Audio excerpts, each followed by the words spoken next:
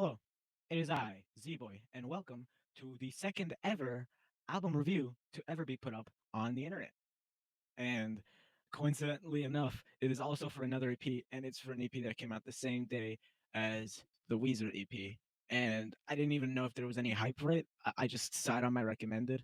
I just saw like, oh, Brad Taste Music put out a new video, and it turned out to be a three-track, 5-minute EP, and we're gonna talk about it. Brad Taste Music, in my opinion, one of the best when it comes to his style of content on YouTube right now, making some of the funniest and also very much some of the most interesting album reactions that I've seen on the internet. And that, especially with a lot of the reviews that he ends up making being reviews of albums I love and that he doesn't like, mostly rock albums. Like even with those types of videos, I still find them very much entertaining. And even though I end up hating him in the end, he made me laugh. So like I hate him, but like I don't know, I'll still keep him around. I'm not like I'm not gonna cancel him or anything. Yeah, because like what he didn't like Green Day's American Idiot. So what? And ever since I've known about his channel and have been watching his channel, I've known about his music that he makes under the name Big Baller B. Um, I've liked a lot of the stuff that I've heard from Big Baller B, even though it is very much like an acquired taste. I don't think most people can listen to this type of like shit post type music. I don't unless you're like eternally on the internet like I am. I don't think you're gonna like it. Yeah, if you are not in any way familiar with meme culture, with dank meme culture, you're not gonna like any of this type of music. But with that being said, when it comes to like full album releases, I believe I've only, aside from today's review, I've only ever heard two in their entirety, which was the second volume of The Good, The Brad, and the Emo, which is pretty good, and the Chaffed and Ashy album, which is a parody of 21 Pilots' Skeleton Icy, an album that I like, but that Bradley notoriously considers to be fairly mid. But dare I say, his parody is like almost as great as the original, even though a lot of the track list is very much like making fun of the original, I still think that it's a very fun listen. When it comes to individual tracks that I've heard of Big Ball Bees, you know that I'm a fan of the classics. I'm a fan of the Earth 2 featuring Little Mosquito Disease. Again, he's one of the homies, so Little Mosquito Disease is also pretty cool. I love Jessica. Why did she leave you? Jesus is also a really great track. Uh, Also, I really be shooting. One of his songs is legit called "I Really Be Shooting Civilians," and like if you're not familiar with his music, by these titles alone, you should be able to see what his music is about. I really do be shooting civilians. Also, his remix of "Welcome to the Black Parade," titled that "Welcome to the Big Ball B Parade" is also great. Is that your girl? Unironically good. Not even like it's a good song.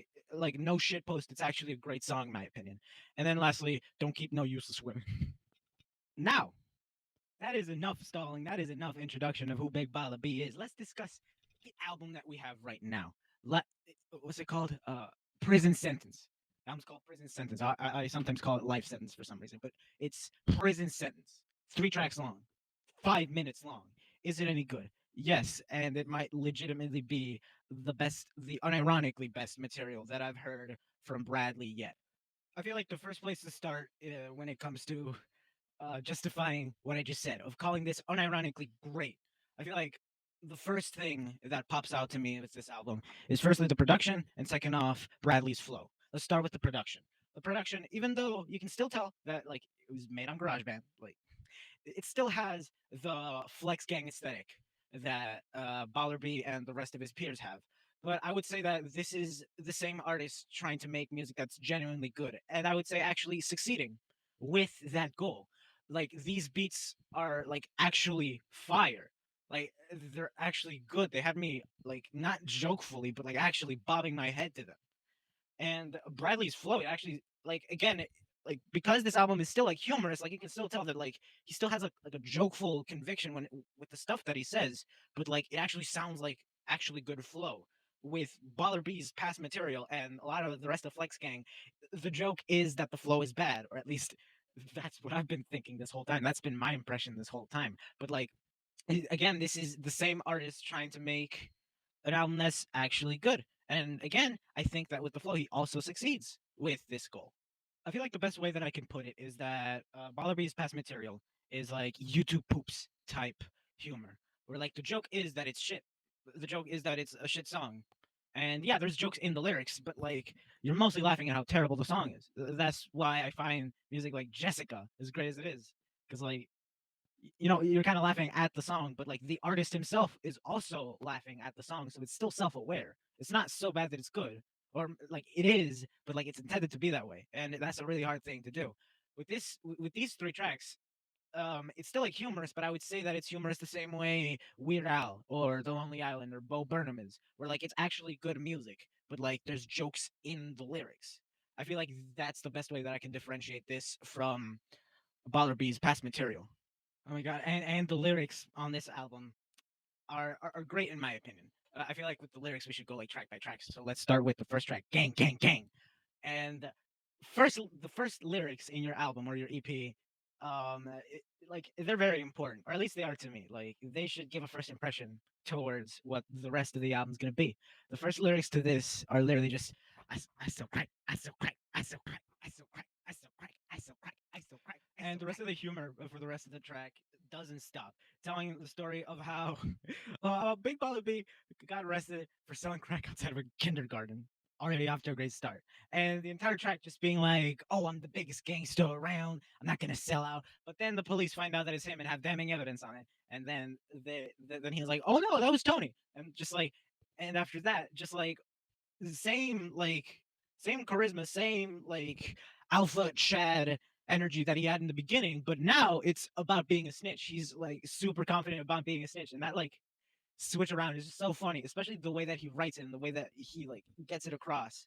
This explanation right now is not giving the song enough justice. It's hilarious. It's a great track in my opinion. Not to be outdone by the first track, the second track, "Prison Sex," is also a banger with a great horn section looping throughout the entire track, and it's great.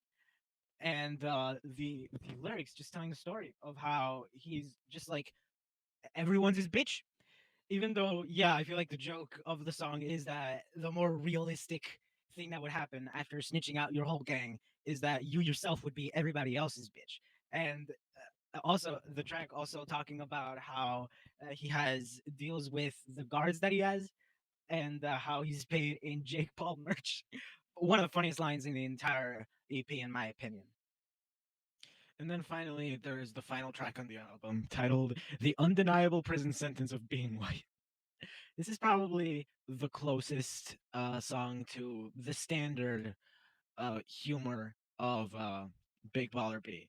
While this is not to say that this is like shit posty when it comes to the production, that still stays the same. But I'd say that for the lyrics, with the lyrics themselves from the song not being what's special about it, in my opinion, it's much more the delivery that Bradley has for these lyrics. Lyrics that are very obviously making fun of this new genre of rap, of the white victimization type rap, freaking like Tom McDonald, and I guess you could also say modern day Kid Rock, maybe. Although that is maybe too boomer ish, I guess. But yeah, it's very blatantly making fun of those types of songs, and it's very funny the way that not only he like writes about it, but also how he delivers these lines, almost slipping up, but then like backtracking on the stuff that he said by accident. Um, it's very funny commentary, and it also helps that the beat on it is also pretty cool. I thought really hard about what I'm gonna rate this album. You know what? I decided, what the hell? I like 3 out of 3 tracks a lot, like a lot. And also, Bradley's one of the homies, so why not? 10 out of 10.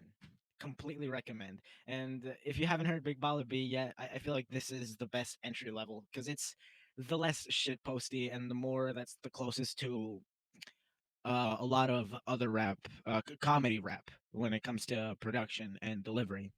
And I think you're gonna have a good time. And if you do have a good time, I'd recommend watching.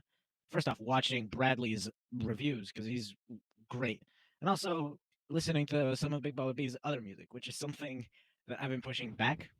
As I said earlier, I'm not that well versed in albums. I'm mostly familiar with like individual singles, but like you know what? I think I'm gonna delve deeper into the albums and also the albums of all the other Flex Gang members because like they also seem pretty cool.